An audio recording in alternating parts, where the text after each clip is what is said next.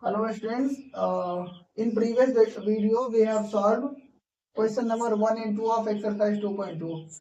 Now we are going to solve question number 3 of exercise 2.3 chapter 2 polynomials from class 9 mathematics book.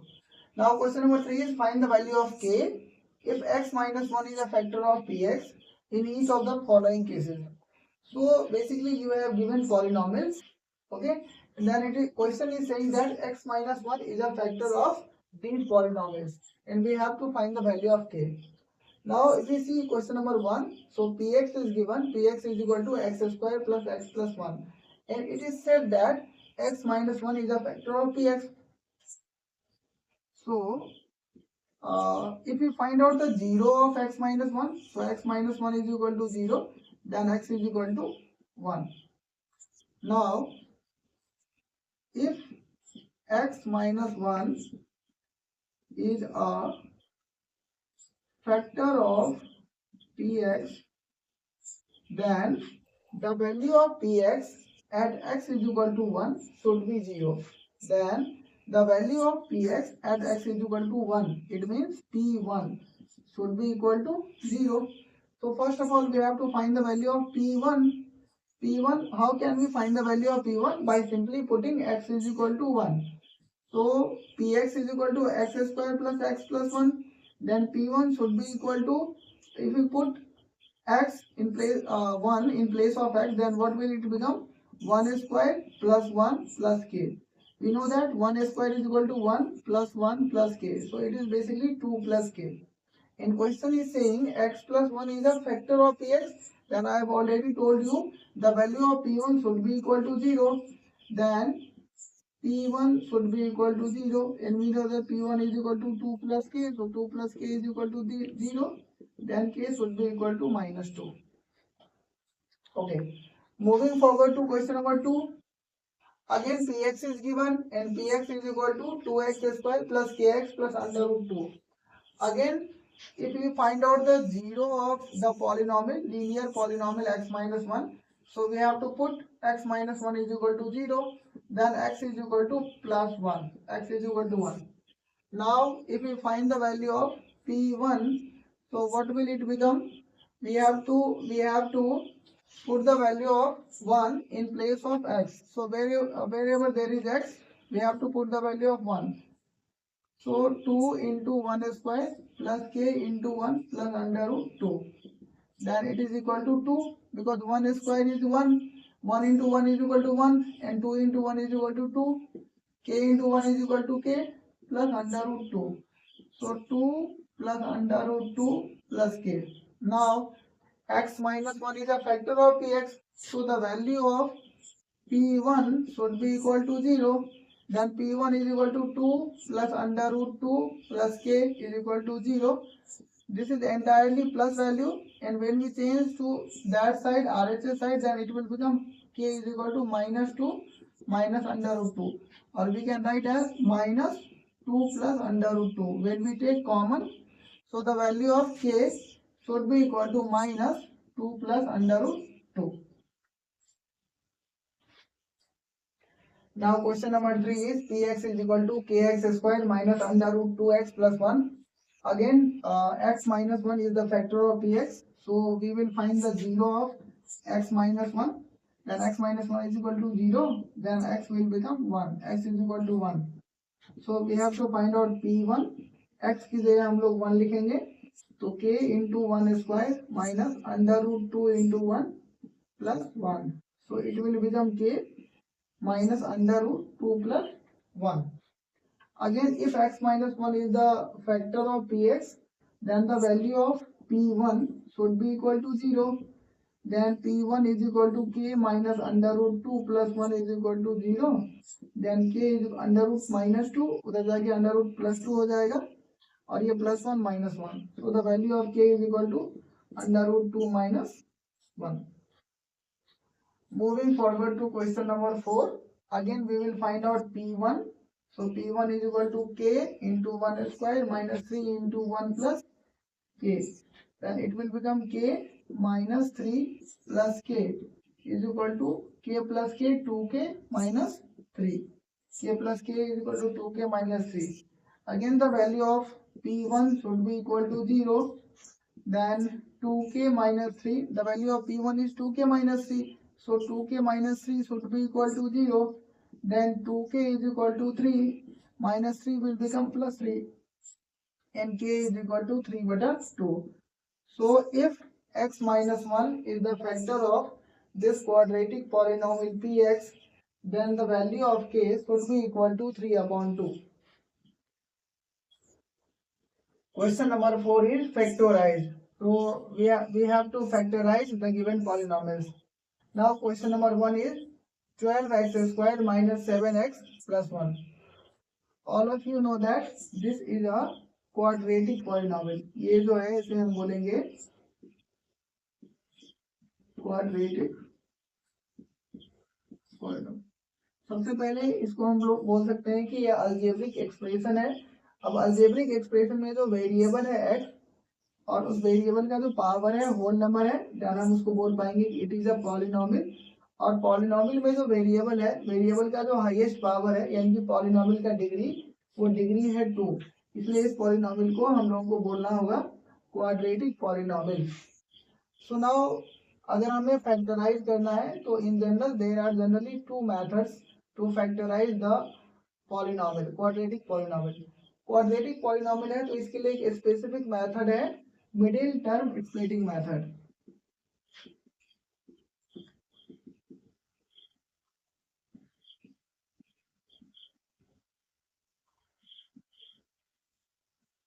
Middle term splitting method.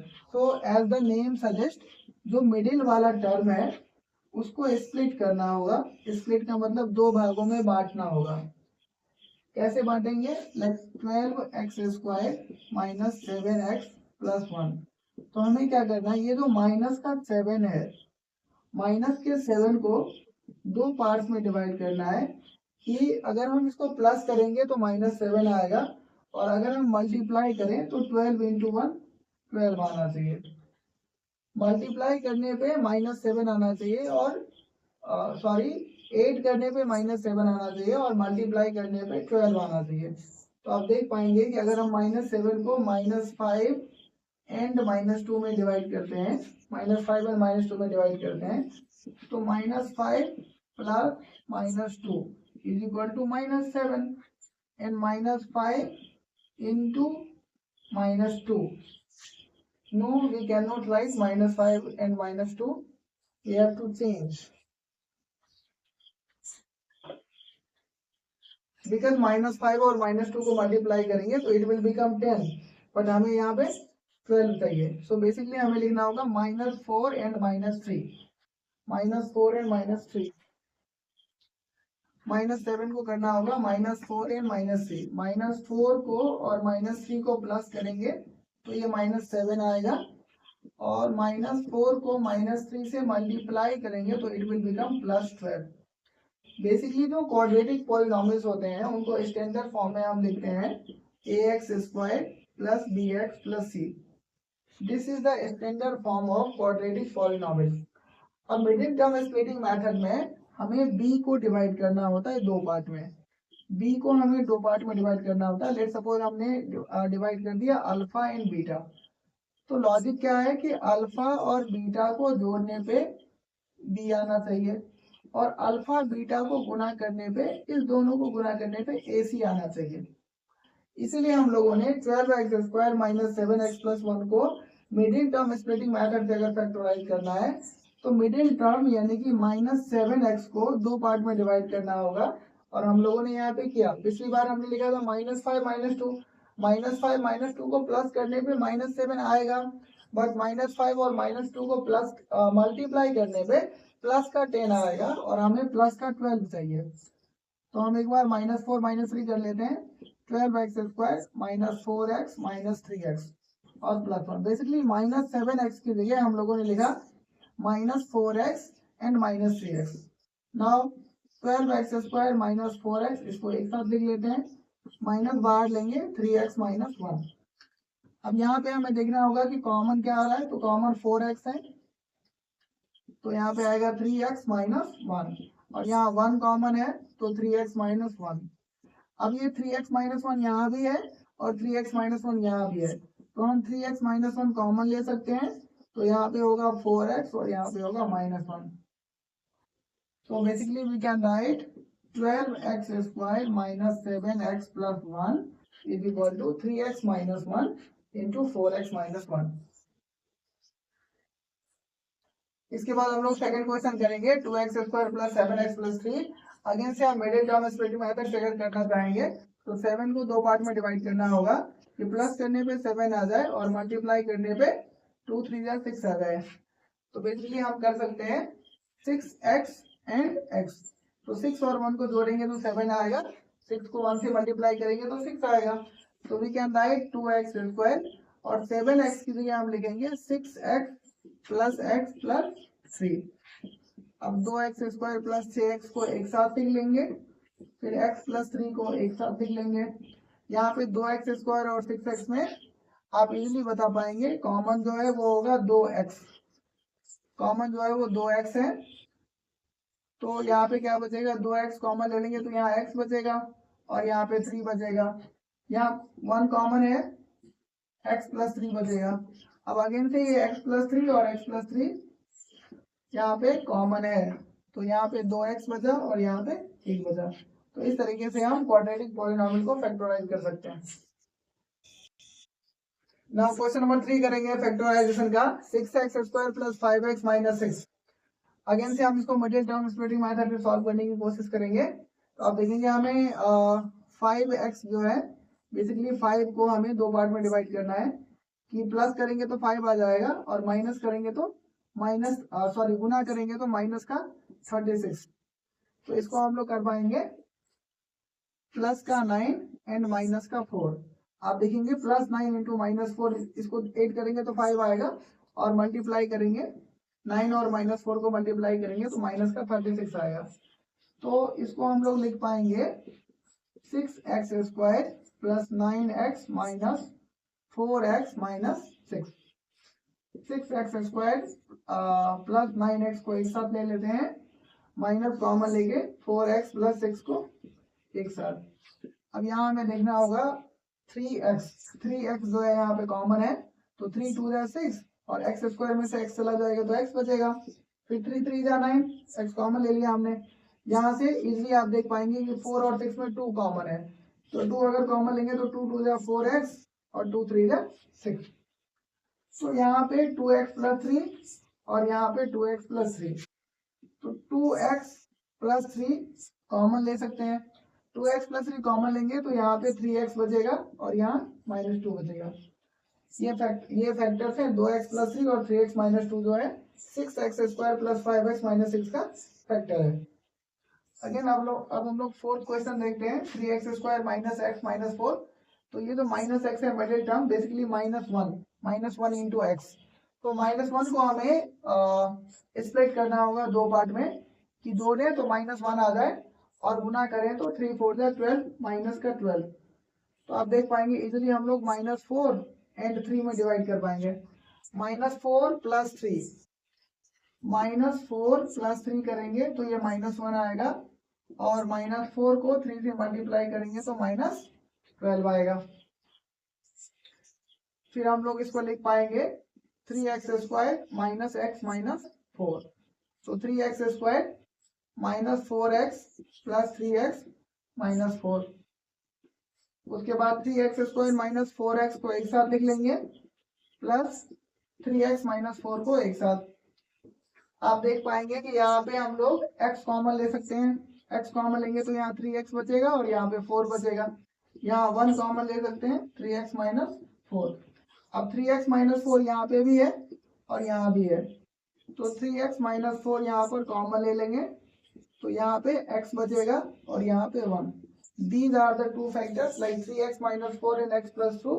These are two factors of the quadratic polynomial 3x square minus x minus 4. This is question number 4. Please write down in your notebook. So we have done question number 4 of exercise 2.3. So considering the length of the video, we have to stop. Then we will do question number 5 of exercise 2.3 in the next video. Thank you for watching this video. Students one more thing I want to add, हम लोगों ने question number 4 को middle term splitting method से किया है। Question number 4 को हम लोग मिडिल टर्म स्प्लिटिंग मेथड से सॉल्व किया है। कल हम लोग क्वेश्चन नंबर 4 को दोबारा सॉल्व करेंगे फैक्टर थ्योरम से। कल हम लोग क्वेश्चन नंबर 4 को अगेन से फैक्टर थ्योरम से सॉल्व करेंगे। देन क्वेश्चन नंबर 5 जो है उसमें क्यूबिक पॉलिनोमियल्स है, क्यूबिक पॉलिनोमियल है, तो उसको भी पहले फैक्टर थ्योरम से सॉल्व करने की कोशिश करेंगे। Thank you for watching this video.